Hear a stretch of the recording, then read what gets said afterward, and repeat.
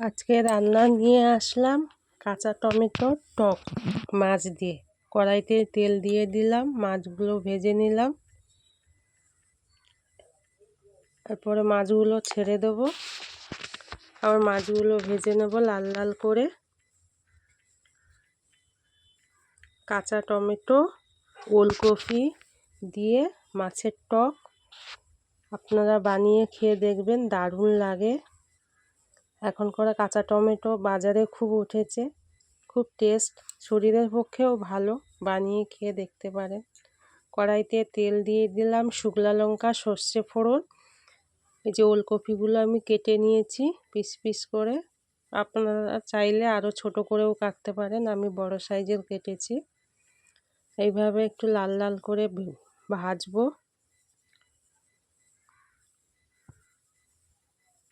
দিয়ে দিলাম নুন,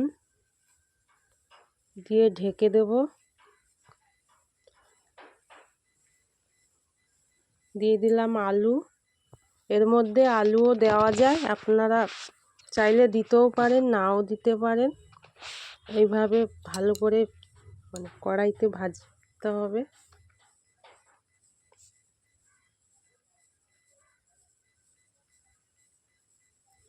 সিদ্ধ হয়ে যাবে, সেইভাবেই ঢেকে ভাজবো।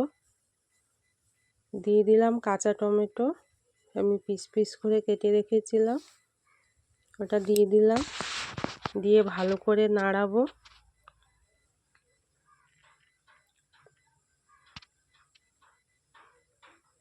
ঢেকে দিলাম। টমেটোগুলো আমার সেদ্ধ হয়ে গেছে। হলুদ দিয়ে দিলাম, একটু লঙ্কা গুঁড়ো দিয়ে দিলাম, কাঁচা লঙ্কা দিয়ে দিয়েছি। এভাবে নাড়িয়ে নাড়িয়ে ঢেকে ঢেকে সিদ্ধ করে নেব। এইভাবে বানিয়ে খেয়ে দেখবেন, খুব ভালো লাগে। এখন শীতের সময়তে কাঁচা টমেটো দিয়ে এইভাবে টক বানিয়ে খাবে, দারুণ লাগে।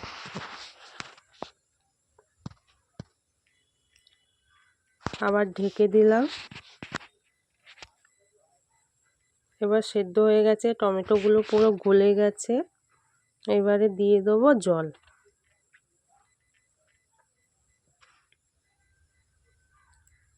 সর্ষে বাটা দিলাম অল্প একটু, 1 চামচের মতন, বেশি দেব না, ঝোলটা গ্যাদগ্যাদা মোটা হয়ে যাবে।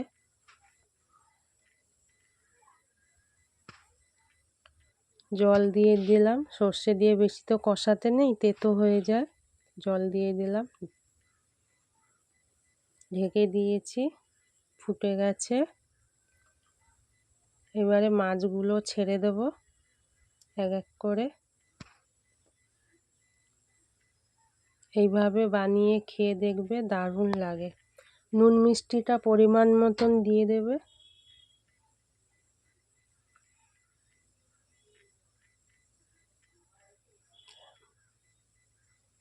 হয়ে গেছে, বেশ নামাবো। এর মধ্যে আমি 2টো পাতিলেবুর রসও দেব। এই যে দিয়ে দিলাম পাতিলেবুর রস। পাতিলেবুর রসটা দিলে খুব টেস্ট হয়, আপনারা দিয়ে দেবেন লাস্টে পাতিলেবুর রস। এইভাবে বানিয়ে খেয়ে দেখবেন, খুব ভালো লাগে। কোনো মশলা নেই, কিছু নেই।